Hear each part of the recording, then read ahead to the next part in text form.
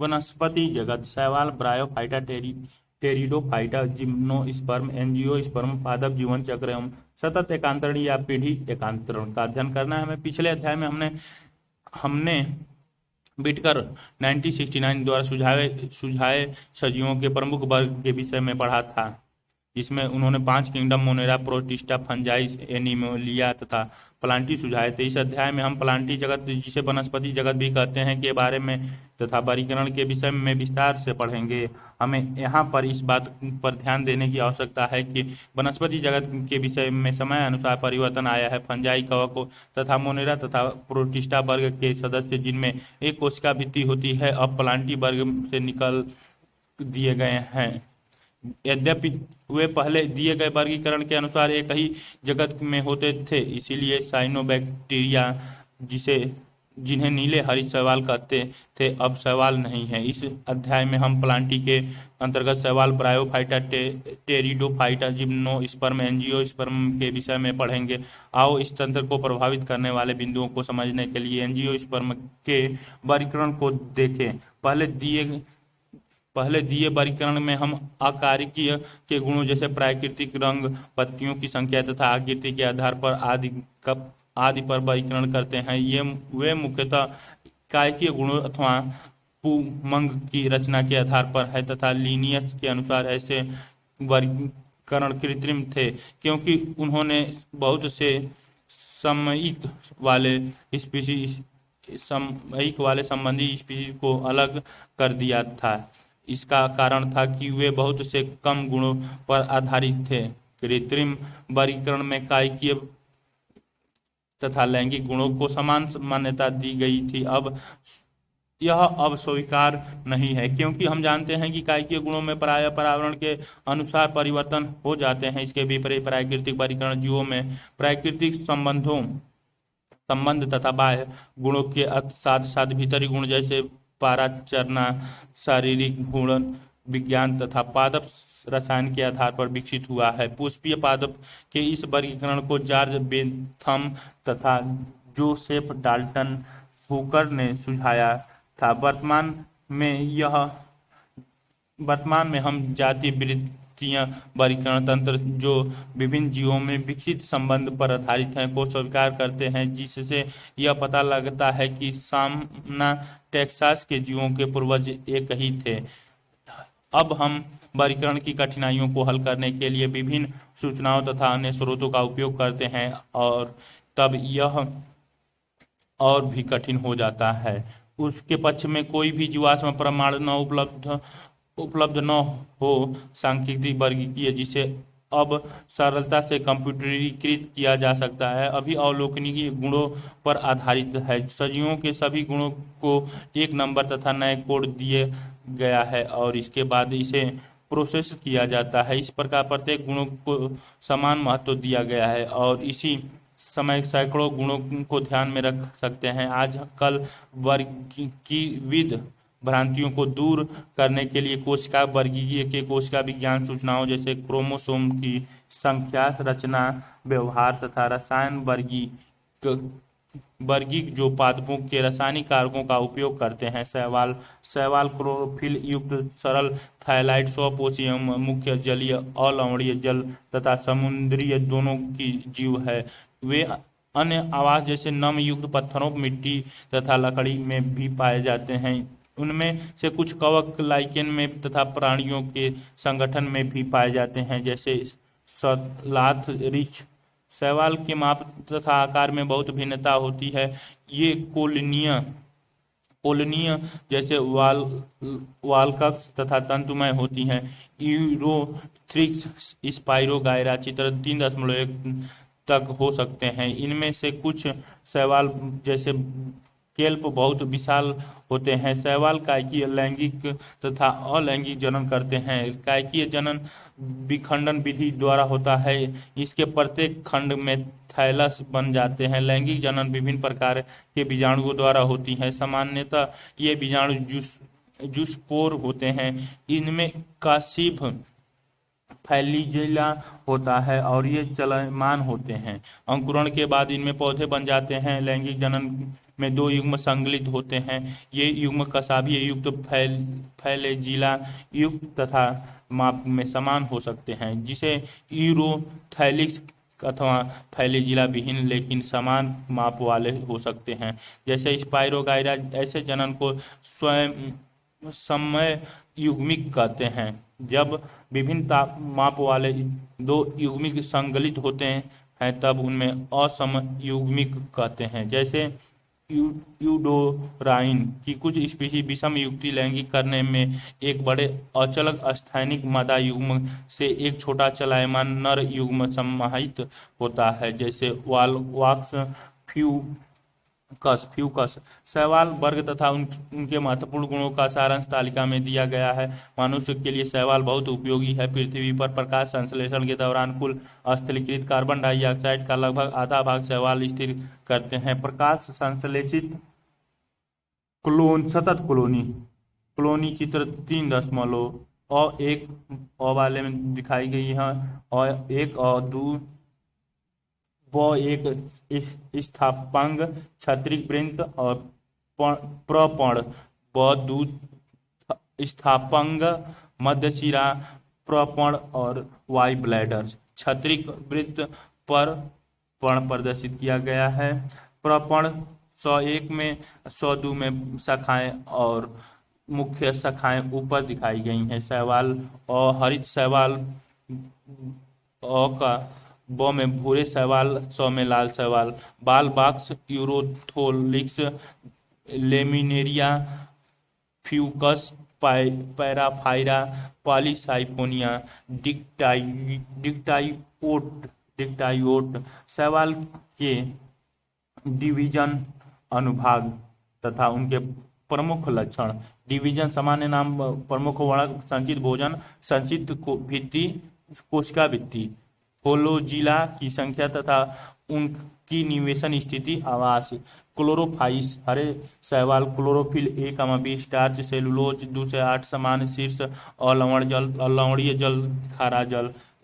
फियोफाइस भूरे शैवाल chlorophyll A, C फ्यूकोजेथिन में निटोल लेमिनेरिये सेलुलोज तथा एलिजीन। दूसरा असमान पार्श्वीय अलवण जल बहुत कम खारा जल लवणीय जल। रेडोफाइस लाल शैवाल जो क्लोरोफिल A, D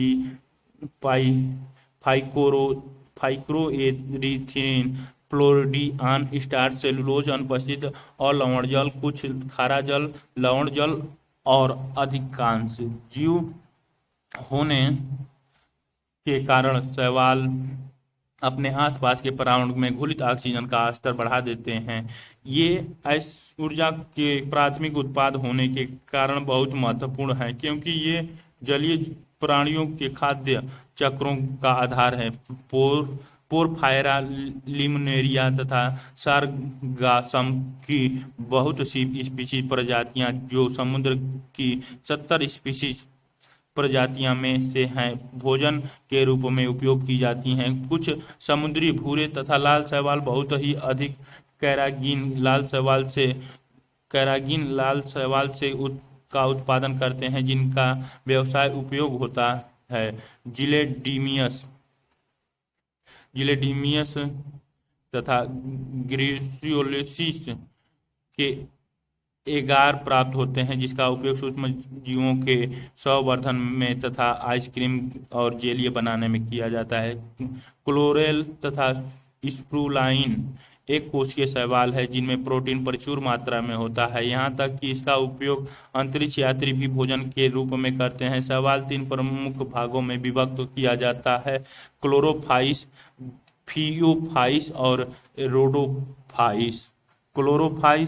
क्लोरोफाइस के सदस्यों को प्रायः हरा शैवाल कहते हैं। ये एक कोशिकीय क्लोनियम अथवा तंतुमयी हो सकती हैं। क्लोरोफिल A तथा B के प्रभावी होने के कारण इनका रंग हरी घास की तरह होता है। वर्णक सुस्पष्ट क्लोरोप्लास्ट में होते हैं। क्लोरोप्लास्ट से डिस्क प्लेट की तरह जालीकार कप के आकार, सर्पिला अथवा रिबन के आकार के हो सकते हैं। इसके अधिकांश सदस्यों के क्लोरोप्लास्ट में एक अथवा एक से अधिक पायरिनाइड होते हैं। पायरिनाइड स्टार्च होते हैं। कुछ शैवाल तेल बूंदक के रूप में भोजन संचित करते हैं। हरे शैवाल में प्रायः एक कठोर कोशिका भित्ति होती है जिसका भीतरी सतह सेलुलोज की तथा बाहरी सतह पेक्टोज की बनी होती है। काइकीय जनन प्रायः तंतु के टूटने से अथवा विभिन्न प्रकार के बीजाणु स्पारों के बनने से होती है। लैंगिक जनन फ्लैजिला-युक्त ज़ूसोपार से होता है। ज़ूसोपोर जिंजा चल बीजाणुधानी में बनते हैं। लैंगिक जनन में लैंगिक कोशिका के बनने में बहुत भी भिन्नता दिखाई देती है। ये समयुग्मिक, असमयुग्मिक अथवा विषम युग्मिक हो सकते हैं। इसके सामान्य सदस्य कैलोमाइडोमोनास, वालवाक्स, यूलोथ्रिकिस, स्पाइरोगाइरा तथा कारा। चित्र 3.1 में है। फियोफाइस तथा भूरे शैवाल मुख्यतः समुद्री आवास में पाए जाते हैं। उनका माप तथा आकार में बहुत विभिन्नता होती है। ये सरल शाखित तंतुमयी एक्टोकार्प्स से लेकर सघन शाखित जैसे कोल्प तक हो सकते हैं। केल्प की ऊंचाई 100 मीटर तक हो सकती है।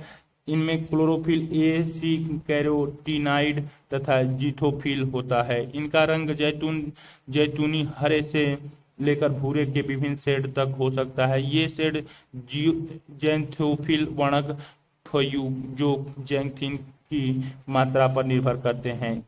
इनमें जटिल कार्बोहाइड्रेट के रूप में भोजन संचित होता है। यह भोजन लेमिनेरिन अथवा मैनिटोल के रूप में हो सकता है। कायकीय कोशिका में सेलुलोज से बनी कोशिका भित्ति होती है जिसके बाहर की ओर एलिजन का जिलेटिन अस्तर होता है। प्रोटोप्लास्ट में लवक के अतिरिक्त केंद्र में रसधानी तथा केंद्रक होते हैं। पौधे प्रायः संलग्नक द्वारा अध स्थल सबस्ट्रेटम से जुड़ा रहता है और इसमें एक वृत्त तथा पत्ती की तरह का प्रकाश संश्लेषित अंग होता है। इसमें कायकीय जनन विखंडन विधि द्वारा होता है। अलैंगिक जनन नाशपाती के आकार वाले 2 फ्लैजिला युक्त जूस्पोरों द्वारा होता है। इसके फ्लैजिला असमान होते हैं तथा ये पार्श्वीय रूप से जुड़े होते हैं। इसमें लैंगिक जनन समय युग्मिक, असमय युग्मिक तथा विषम युग्मिक हो सकता है। युग्मों का संगम जाल में अथवा अंडधानी विषम युग्मिक स्पीशीज प्रजाति में हो सकता है। युग्मक पायरिफॉर्म नाशपाती आकार की होती है और इसके पार्श्व में 2 फ्लैजिला होते हैं। इसके सामान्य सदस्य एक्टोकर्प्स, डिक्टियोटा, लेमिनेरिया, सारगसमा तथा फ्यूकस हैं। चित्र 3.1 रोडोफाइसी शैवाल लाल शैवाल है। इनका लाल रंग लाल मड़क और आर फाइकोएरिथ्रिन के कारण है। अधिकांश लाल शैवाल समुद्र में पाए जाते हैं और इनकी बाहुल्यता समुद्र के गर्म क्षेत्रों में अधिक होती है और ये पानी की सतह पर जहाँ अधिक प्रकाश होता है वहाँ भी पाए जाते हैं और समुद्र की गहराई में भी, और जहाँ प्रकाश कम होता है वहाँ भी पाए जाते हैं। लाल शैवाल का लाल थैलस अधिकांशतः बहुकोशिकीय होता है और इनमें से कुछ की संरचना बड़ी जटिल होती है। भोजन फ्लोरिडियन स्टार्च के रूप में संचित होता है। इस स्टार्च की रचना एमाइलो प्रोटीन तथा ग्लाइकोजन की तरह होती है। इसमें कायकीय जनन विखंडन, अलैंगिक जनन अचल स्पायरो बीजाणु और लैंगिक जनन अचल युग्मों द्वारा होता है। लैंगिक जनन युग्म विषम युग्मिक होता है और इसके पश्चात निषेचतर विकास होता है। इसके सामान्य सदस्य पॉलीसाइफोनिया, ग्रेसिलोरिया, फोराफाइरा तथा जिलेडियम है। चित्र 3.1 में दिखाई गई हैं। ब्रायोफाइटा में मांस तथा लीवरवर्ट आते हैं जो प्रायः पहाड़ी के नम एवं छायादार क्षेत्रों में पाए जाते हैं। चित्र 3.2 में ब्रायोफाइटा के पादप जगत के जल स्थल चर भी कहते हैं। जल स्थल स्त्री धानी थर जेमा कप मूलभ, अ वाले में ब वाले मूलभ जेमा कप और पूधा धानी धर, सीटा पत्ती मुख्य अक्ष मूलाभ, युग्मोदभिद बीजाणुभिद, प्रपण शाखाएं और स्त्री धानी शाखा स और द। ब्रायोफाइटा और लिवरवर्ट मैरकैसिका, अ वाले में मैदा थैलेमस, ब नर थैलेमस मास, स फ्यूरेनिया युग्मोदभिद तथा बीजाणुभिद, द स्फैगनम युग्मोदभिद का दृश्य दिखाई गई है। क्योंकि ये भूमि पर जीवित रह सकते हैं किंतु लैंगिक जनन के लिए जल पर भी निर्भर करते हैं। ये प्राय नमशीलन, आर्द्र तथा छायादार स्थानों पर पाए जाते हैं। ये अनुक्रमण में महत्वपूर्ण भूमिका निभाते हैं। इनकी पादप शैवाल की अपेक्षा अधिक विभेदित होती है। यह थैलस की तरह होता है और शयन अथवा सीधा होता है और एक कोशिकीय एवं तथा बहुकोशिकीय मूलाभ द्वारा स्पेक्ट्रम से जुड़ा रहता है। इनमें वास्तविक मूल तना अथवा पत्तियां नहीं होती। इनमें मूल सम, पत्ती सम अथवा तना सम संरचना होती है। ब्रायोफाइटा की मुख्य काय अगुणित होती है। ये युग्म उत्पन्न करते हैं, इसीलिए इन्हें युग्मोदभिद कहते हैं। ब्रायोफाइटा में लैंगिक अंग बहुकोशिकीय होते हैं। नर लैंगिक अंग को पुधानी कहते हैं। ये द्विभाषी पुमंग उत्पन्न करते हैं।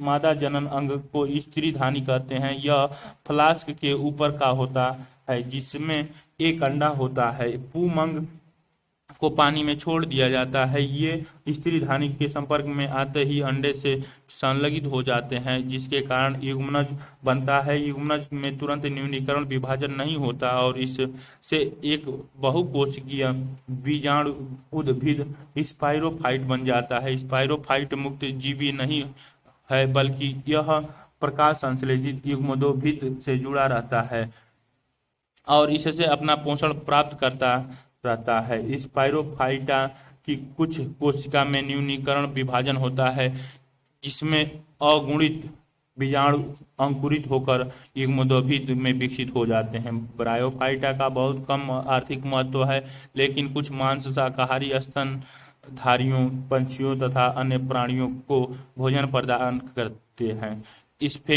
स्फेगनम की कुछ स्पीशीज जातीय पीट प्रदान करती हैं जिसका उपयोग ईंधन के रूप में करते हैं। इसका उपयोग पैकिंग में और सजीव पदार्थों को स्थानांतरित करने में भी करते हैं। इसका कारण यह है कि इनमें पानी को रोकने की क्षमता बहुत अधिक होती है। लाइकेन समेत मांस सर्वप्रथम ऐसे सजीव हैं जो चट्टानों पर उगते हैं और उनकी पारिस्थितिकी दृष्टि से बहुत महत्व है। इन्होंने चट्टानों को अपघटित किया और अन्य उच्च कोटि के पौधों को उगाने के अनुरूप बनाया। चूंकि मांस मिट्टी पर एक सघन परत बना देते हैं, इसीलिए वर्षा के बौछार मृदा को अधिक हानि नहीं पहुंचा पाती और इसी प्रकार ये मृदा अपरक्षण को रोकते हैं। ब्रायोफाइटा को लिवरवर्ट तथा मांस में विभक्त कर सकते हैं। चित्र 3.2 लिवरवर्ट प्रायः नमी छायादार स्थानों जैसे नदियों के किनारे, दलदले स्थान, गीली मिट्टी, पेड़ की छाल आदि पर उगते हैं। लिवरवर्ट की पादप काय थैलासम मार्केसिया होती है। थैलेसम पृष्ठाधार होते हैं तथा अंतः स्तर बिल्कुल चिपके रहते हैं। इसके पत्तीदार सदस्यों में पत्तियों की तरह की छोटी छोटी संरचनाएं होती है जो तने की तरह की रचना पर दो कतारों में होती हैं। लिवरवर्ट में अलैंगिक जनन थैलेमस के विघटन अथवा विशिष्ट संरचना जेम द्वारा होता है। जेम हरी बहुकोशिकीय अलैंगिक कालिका हैं। ये छोटे छोटे पात्रों जिन्हें जेमा कप कहते हैं में स्थित होती हैं। ये अपने पृथक पादपों से अलग हो सकती हैं और इससे एक नया पादप उग आता है। लैंगिक जनन के दौरान नर तथा मादा लैंगिक अंग या तो उसी थैलस पर अथवा दूसरे थैलस पर बनते हैं। स्पायरोफाइट में एक पादप शीट तथा कैप्सूल मार्केंसिया होता है। मियासिस के बाद कैप्सूल में स्पोर बनते हैं। स्पोर से अंकुरण होने के कारण मुक्तजीवी युग्मदोभिद बनते हैं। मास जीवन चक्र की प्रभावी अवस्था युग्मदोभिद होती है, जिसकी दो अवस्थाएं होती हैं। पहली अवस्था तंतु जो स्पायरो से बनता है और विसर्पी हरा शाखी तथा प्राय तंतुमय होती है। इसकी दूसरी अवस्था पत्ती की तरह होती है, जो प्रथम तंतु से पार्श्वीय कली के रूप में उत्पन्न होती है। इसमें एक सीधा पतला तना सा होता है, जिस पर सर्पिल रूप में पत्तियां लगी रहती हैं। ये बहुकोशिकीय तथा शाखित मूलाभ द्वारा मिट्टी से जुड़ी रहती हैं। इस अवस्था में लैंगिक अंग विकसित होते हैं। मांस में कायकीय जनन द्वितीय प्रथम तंतु के विखंडन तथा मुकुलन द्वारा होता है। लैंगिक जनन में लैंगिक अंग पुंधानी तथा स्त्रीधानी पत्तीदार परों की चोटी पर स्थित होते हैं। निषेचन के बाद युग्मनज में स्पायरोफाइटा विकसित होती है, जो पाद सीटा तथा कैप्सूल में विभेदित रहता है। मांस में स्पायरोफाइट लीवर बर्ड की अपेक्षा अधिक विकसित होते हैं। कैप्सूल में स्पोर होते हैं। मियासिस के बाद स्पोर बनते हैं। मॉस में स्पोर विकिरण का बहुत विस्तृत प्रणाली होता है। इसे सामान्यतः सदस्य प्यूनेरिया, पॉलीट्राइकम तथा स्फेगनम चित्र 3.2 में होते हैं। टेरिडोफाइटा का सजावट में बहुत अधिक आर्थिक महत्व है। फूलों वाले अधिकांशतः फर्न का उपयोग सजाने में करते हैं और सजावटी पौधों के रूप में उगते हैं। विकास की दृष्टि से ये स्थल पर उगने वाले सर्वप्रथम पौधे हैं, जिनमें समूहन ऊतक, जाइलम तथा फ्लोएम होते हैं। आप इन ऊतकों के विषय में विस्तार से अध्याय 6 में पढ़ेंगे। जीवाश्म रिकॉर्ड के अनुसार टेरिडोफाइटा 350 मिलियन वर्ष पूर्व सर्व प्रभावी वनस्पति थे और वे तने रूपी थे। टेरिडोफाइटा के अंतर्गत हार्स टेल तथा फर्न आते हैं। टेरिडोफाइटा ठंडे गीले छायादार स्थानों पर पाए जाते हैं, यद्यपि कुछ रेतीली मिट्टी में भी अच्छी तरह उगते हैं। आपको याद होगा कि ब्रायोफाइटा के जीवन में युग्मोद्भिद प्रभावी अवस्था होती है। चित्र 3.3 लेकिन टेरिडोफाइटा में मुख्य पादप का स्पायरोफाइटा है, जिसमें वास्तविक मूल तना तथा पत्तियां होती हैं। इन अंगों में सुस्पष्ट सम्मोहन ऊतक होता है। टेरिडोफाइटा में पत्तियां छोटी लघुपर्ण उदाहरणतः सिलेंजिनेल अथवा बड़ी बृहत हो सकती हैं। जैसे पर्ण स्पायरोफाइटा में जीवाणुधानी होती हैं, जो पत्तियों की तरह के बीजाणुपर्ण पर लगी रहती हैं। कुछ टेरिडोफाइटा में बीजाणुपर्ण सघन होकर एक सुस्पष्ट रचना बनाते हैं, जिन्हें शंकु कहते हैं। उदाहरणतः सिलेंजिनेल एक्विसिटम बीजाणुधानी के स्थित बीजाणु मात्र कोशिका में मासियस के कारण जीवाणु बनाते हैं। जीवाणु अंकुरित होने पर एक अस्पष्ट छोटी बहुकोशिकीय मुक्तजीवी अधिकांशतः प्रकाश संश्लेषित थैलाभ युग्म को भी बनाते हैं, जिसे प्रोथैलस कहते हैं। इन युग्मदोभिद को उगाने के लिए ठंडा गीला छायादार स्थान, पत्तियां, स्तंभ, स्टोबिलसम, पर्व, संधि, गांठ और शाखा और इधर बो वाले में राइजोम का दृश्य दिखाई गई है। तो वाले में ये टेरिडोफाइटा और सेलेजिनेला, ब वाले में इक्वा विशिष्ट और सौ वाले में फर्न और दो वाले में सेलिबिनिया का दृश्य दिखाया गया है। ये सेलिबिनिया 100 वाले में दृश्य है चाहिए, जिसकी विशिष्ट सीमित आवश्यकताएं और निषेचन के लिए पानी की आवश्यकता कम होने के कारण जीवित टेरिडोफाइटा का फैलाव भी सीमित है और कम भौगोलिक क्षेत्र तक सीमित है। युग्म को द्विविधि के नर तथा मादा अंग होते हैं, जिन्हें क्रमशः पुधानी तथा स्त्रीधानी कहते हैं। पुधानी में मड़ु के निकलने के बाद उसे स्त्रीधानी के मुंह तक पहुंचने के लिए पानी की आवश्यकता होती है। स्त्रीधानी में स्थित अंडे से नर युग्म संलग्न हो जाता है और युग्मनज बनाता है। इसके बाद युग्मनज से बहुकोशीय सुस्पष्ट स्पाइरोफाइटा बन जाता है, जो टेरिडोफाइटा को प्रभावित कर अवस्था है। यद्यपि अधिकांश टेरिडोफाइटा में जहां स्पाइरो एक ही प्रकार के होते हैं, उन पौधों को समबीजाणु कहते हैं। सिलेजिनेला साल्विनिया में दो प्रकार के हैं। बृहद बड़े तथा लघु छोटे स्पोर बनाते हैं, जिन्हें विषम बीजाणु कहते हैं। बड़े बृहद बीजाणु मादा तथा छोटे लघु बीजाणु नर से क्रमशः मादा तथा नर युग्मोद्भिद बन जाते हैं। ऐसे पौधे में मादा युग्मकोद्भिद अपनी आवश्यकताओं की पूर्ति के लिए पैतृक स्पाइरोफाइटा से जुड़ा रहता है। मादा युग्मकोद्भिद में युग्मनज का विकास होता है, जिससे एक नया शैशव बनता है। यह घटना बहुत महत्वपूर्ण समझी जाती है, जो बीज प्रकृति की ओर ले जाती है। टेरिडोफाइटा के 4 वर्ग क्लास होते हैं: साइलोपासिडिया, साइलोटम, लाइकोपसिडा, सिलेजिनेला और लाइकोपोडियम। स्फिनोपसिडा, इक्विसिडम तथा टेरियोपसिडा, ट्रैप्टेरिस तथा एंडीएटम। जिम्नोस्पर्म अनावृति स्पर्म बीज ऐसे पौधे हैं जिनमें बीजाणु अंडाशय भित्ति से ढके हुए नहीं होते हैं और ये निषेचन से पूर्व तथा बाद में भी अनावृत ही रहते हैं। जिम्नोस्पर्म में मध्यम अथवा लंबे वृक्ष तथा झाड़ियां होती हैं। चित्र 3.4 जिम्नोस्पर्म का सिकुआ वृक्ष सबसे लंबा है। इनकी मूल प्रायः मुसला मूल होती है। इसके कुछ जीनस की मूल कवक से सहयोग कर लेते हैं, जिसे कवक मूल कहते हैं, उदाहरण पाइनस।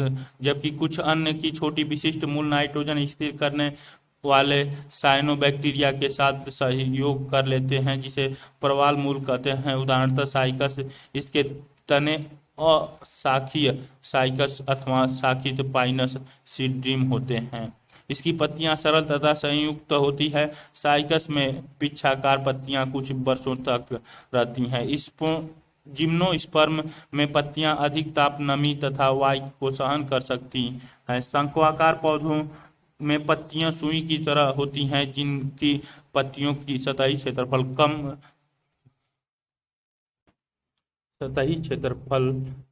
कम, मोटी क्यूटिकल तथा गर्ती रंध्र होते हैं।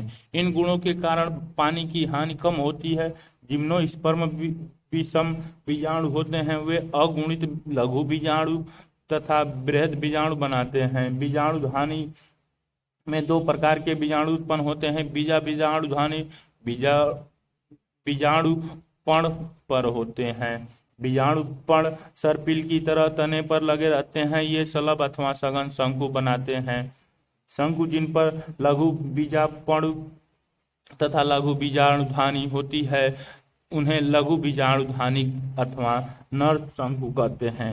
प्रत्येक लघु बीजाणु से नर युग्मोद्भिद संतति उत्पन्न होती हैं, जो बहुत ही न्यूनीकृत होती हैं और यह कुछ ही कोशिकाओं में सीमित रहती हैं। इससे न्यूनीकृत नर युग्मोद्भिद को परागण कहते हैं। परागकणों का विकास लघु बीजाणुधानी में होता है, जिसे शंकु पर गुण बीजाणुपर्ण तथा गुरु बीजाणुधानी कहते हैं। जिन्हें गुरु बीजाणुधानी अथवा मादा शंकु कहते हैं। 2 प्रकार के नर अथवा मादा शंकु एक ही वृक्ष पाइनस अथवा विभिन्न वृक्षों पर साइकस पर स्थित हो सकते हैं। गुरु बीजाणु मातृ कोशिका बीजांड काय की एक कोशिका से विभेदित हो जाता है। बीजांड काय एक स्तर द्वारा सुरक्षित रहता है और इस सघन रचना को बीजांड कहते हैं। बीजांड गुरु बीजाणु पर होते हैं, जो एक गुच्छा बनाकर मादा शंकु बनाते हैं। बीजाणु गुरु बीजाणु मात्र कोशिका में मिरआशीष द्वारा 4 गुरु बीजाणु बन सक जाते हैं। गुरु बीजाणुधानी बीजांडकाय स्थित अकेला गुरु बीजाणु मादा युग्मोद्भिद में विकसित होता है। इसमें 2 अथवा 2 से अधिक स्त्री धानी अथवा मादा जनन अंग होते हैं। बहुकोशिकीय मादा युग्मोद्भिद भी गुरु बीजाणुधानी में रह जाता है। जिम्नोस्पर्म में 2 प्रकार की नर तथा मादा युग्मकोद्भिद ब्रायोफाइटा तथा टेरिडोफाइटा की तरह स्वतंत्र नहीं होते। ये स्पाइरोफाइटा पर बीजाणुधानी में ही रहते हैं। बीजाणुधानी से परागण बाहर निकलते हैं। ये गुरु बीजाणु पर्ण पर स्थित बीजांड के छिद्र तक हवा द्वारा ले जाए जाते हैं। परागण से एक परागनली बनती है जिसमें नर युग्म होता है। यह परागनली स्त्री धानी की ओर जाती है और वहां पर शुक्राणु छोड़ देती है। निषेचन के बाद युग्मनज बनता है जिससे भ्रूण विकसित होते हैं और बीजांड से बीज बनते हैं। ये बीज ढके हुए नहीं होते हैं। एंजियोस्पर्म पुष्प पादपों अथवा एंजियोस्पर्म में परागण तथा बीजांड विशिष्ट रचना के रूप में विकसित होते हैं जिसे पुष्प कहते हैं, जबकि जिम्नोस्पर्म में बीजांड अनावृत होते हैं। एंजियोस्पर्म पुष्पी पादप हैं जिसमें बीज फल के भीतर छोटे हैं। यह पादप में सबसे बड़ा वर्ग है जिनके वाय स्थान भी बहुत व्यापक हैं। इनका माप सूक्ष्मदर्शी लियोबुल्फिया से लेकर सबसे ऊंचे वृक्ष यूकेलिप्टस 100 मीटर से अधिक ऊंचाई तक होता है। इनसे हमें भोजन, चारा, ईंधन, औषधियां तथा अन्य दूसरे आर्थिक महत्व के उत्पादन प्राप्त होते हैं। ये 2 वर्ग द्विबीजपत्री तथा एक बीजपत्री में विभक्त होते हैं। द्विबीजपत्री पौधों की पहचान बीजों में 2 बीजपत्रों के होने, पत्तियों में जालिका रूपी शिरा विन्यास तथा पुष्पों में चुष्टीय तथा पंचटीय होने, अर्थात पुष्प के प्रत्येक पुष्पीय चक्र में 4 अथवा 5 सदस्य के होने के आधार पर की जाती है। दूसरी ओर एक बीजपत्रीय पौधों के बीज में केवल एक बीजपत्र का होना, पत्ती में समांतर शिरा विन्यास एवं तृतीय पुष्प अर्थात प्रत्येक पुष्प चक्र में 3 उपांग होना एक बीजपत्रीय पौधे के विशेष अभिलक्षण है। द्विबीजपत्रीय पौधे के बीजों में 2 बीजपत्र होते हैं जबकि एक बीजपत्री में 1 बीजपत्र होता है। चित्र जिम्नोस्पर्म अ वाले में साइकस, ब वाले में पाइनस, द वाले में गिंगंगो। बीज लंबपरो बामन किंगंगो और ये दूसरा और ये अ वाला चित्र, तीनों चित्र दिखाए गए हैं। पुष्प में नर लैंगिक अंग पुकेसर लघु बीजाणु पत्रक है। प्रत्येक पुष्पकर पुंकेसर में एक पतला तंतु होता है जिसकी चोटी पर परागकोश होता है। परागकोश के अंदर परागमात्र कोशिका अर्धसूत्रण द्वारा विभाजित होकर लघु बीजाणु बनाती है जो परिपक्व होकर परागण बनाती है। पुष्प में मादा लैंगिक अंग स्त्री केसर अथवा अंडप होते हैं।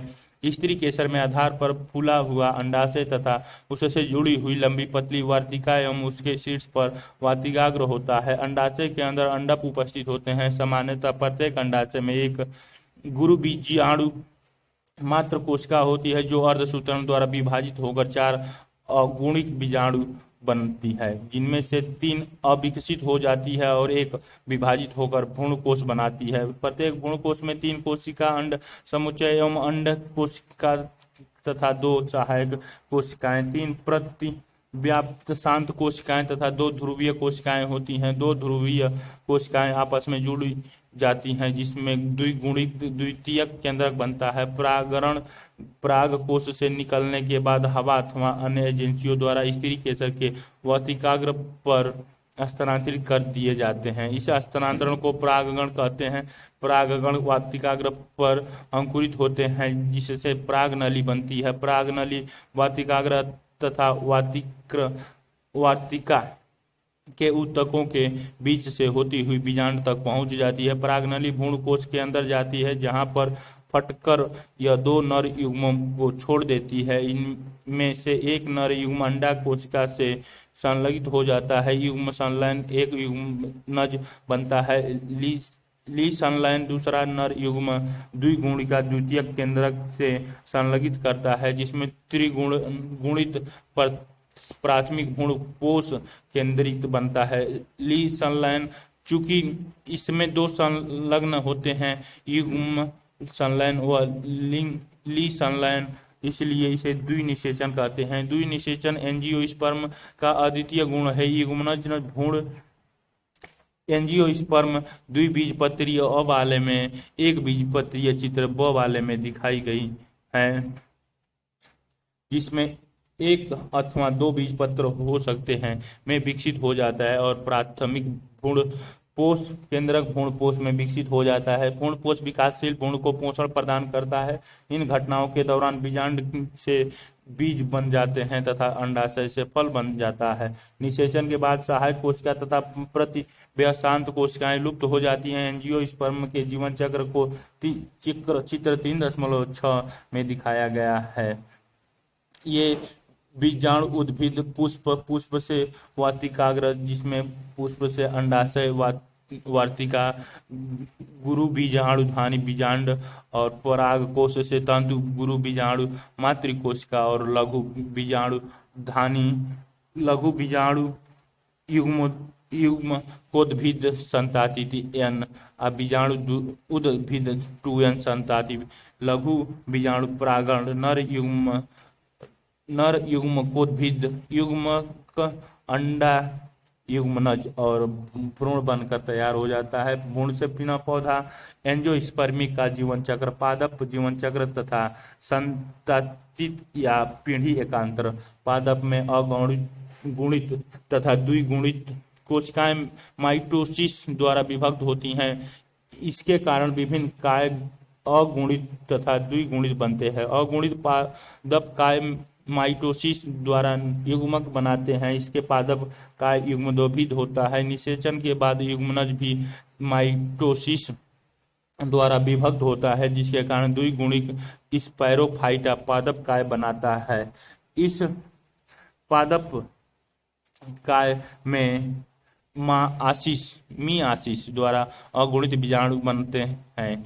ये अगुणित बीजाणु माइटोसिस विभाजन द्वारा पुनः अगुणित पादप काय बनाते हैं। इस प्रकार किसी भी लैंगिक जनन करने वाले पौधों के जीवन चक्र के दौरान युग्मकों जो अगुणित युग्म कोद्भिद बनाते हैं और बीजाणु को द्विगुणित स्पाइरोफाइटा बनाते हैं के बीच संताति या पीढ़ी एकांतरण होता है। यद्यपि विभिन्न पादप वर्गों तथा उनकी विशिष्टियों में निम्नलिखित पैटर्न प्रदर्शित पाया जाता है। युग्मनज युग्म संलयन युग्मनज 2n और मिओसिस बीजाणु n व अगुणित युग्म कोद्भिद n अ वाले चित्र में बीजाणु उद्भिद स्पाइरोफिटिक संतति में केवल एक कोशिकीय वाला युग्मनज होता है। उसमें कोई मुक्त जीवी स्पाइरोफाइटा नहीं होता है। युग्मनज में मिओसिस विभाजन होता है, जिससे अगुणित बीजाणु बनते हैं। अगुणित बीजाणु में माइटोटिक विभाजन द्वारा युग्मोद्भिद मैगिटोफाइटा बनते हैं। ऐसे पौधों में प्रभावी प्रकाश संश्लेषित अवस्था मुक्त जीवी युग्मोद्भिद होते हैं। इस प्रकार के जीवन चक्र को अगुणित कहते हैं। बहुत से शैवाल जैसे वालवाक्स, स्पाइरोगाइरा तथा क्लैमोडोमेनास की कुछ स्पीशीज में इस प्रकार का पैटर्न होता है। चित्र 3.7 अ में दिखाई गई है। ब वाला चित्र में बीजाणु उद्भिद 2n द्विगुणित युग्मनज 2n युग्मनज संलयन ब युग्मकोद्भिद n युग्मक जनन मिओसिस। और कुछ ऐसे उदाहरण भी हैं जहां पादपों में द्विगुणक बीजाणु उद्भिद प्रभावी प्रकाश संश्लेषित मुक्त होता है। युग्मकोद्भिद एक कोशिकीय अथवा बहु कुछ कोशिकीय अगुणित होते हैं। जीवन चक्र की इस अवस्था को द्विगुणित कहते हैं। एक सवाल, फ्यूकस स्पीशीज इसी पैटर्न का प्रतिनिधित्व करता है। चित्र 7.3 ब में दिखाई गई है। साथ ही सभी बीजीय पादप जिम्नोस्पर्म और एंजियोस्पर्म इसी पैटर्न का अनुसरण करते हैं, जिसमें युग्मकोद्भिद अवस्था कुछ कोशिका से बहुकोशिकीय होती है। ब्रायोफाइटा और टेरिडोफाइटा में मिश्रित अवस्था अर्थात दोनों प्रकार की अवस्थाएं देखने को मिलती हैं। दोनों ही अवस्थाएं बहुकोशिकीय होती हैं, लेकिन उनकी प्रभावी अवस्था में भिन्नता होती है। एक प्रभावी मुक्त प्रकाश संश्लेषित थैलेसम अथवा सीधी अवस्था अगुणित युग्मोद्भिद में होती है, और यह अल्पायु बहुकोशिकीय बीजाणुभिद जो पूर्ण अथवा आंशिक रूप से जुड़े रहने तथा पोषण के लिए युग्मोद्भिद पर निर्भर करते हैं, पीढ़ी रेखांतरण करता है, जिसे ब्रायोफाइटा से ऐसा ही पैटर्न होता है। 3.7 युग्मोद्भिद गुणित द्विगुणित युग्मजनन ब बीजाणु यानी मियोसिस, युग्म संलयन युग्मनज 2n बीजाणु उद्भिद 2n अगुणित मियोसिस बन जाती है। जीवन चक्र पैटर्न अगुणित अ वाले के लिए ब वाले द्विगुणित, अ वाले में अगुणित और द्विगुणित का मिक्सचर दिखाया गया है। द्विगुणित बीजाणु उद्भिद प्रभावी मुक्त प्रकाश संश्लेषित समवहनी पादप काय होता है। यह बहुकोशिकीय मृत जीव स्वपोषीय मुक्त लेकिन अल्पायु अगुणित युग्मोद्भिद से पीढ़ी एकांतर करता है। ऐसे पैटर्न को अगुणित जीवन चक्र कहते हैं। चित्र 3.7 इसके कुछ अपवाद हैं। अधिकांशतः शैवाल में अगुणित पैटर्न होता है, जिनमें से कुछ जैसे एक्टोकार्पस पॉलीसाइनोफोनिया कैल्प में अगुणित द्विगुणित पैटर्न होते हैं। फाइकस एक शैवाल है जिसमें द्विगुणित पैटर्न होता है। सारांश, पादप जगत में शैवाल ब्रायोफाइटा, टेरिडोफाइटा, जिम्नोस्पर्म तथा एंजियोस्पर्म आते हैं। शैवाल में क्लोरोफिल होता है।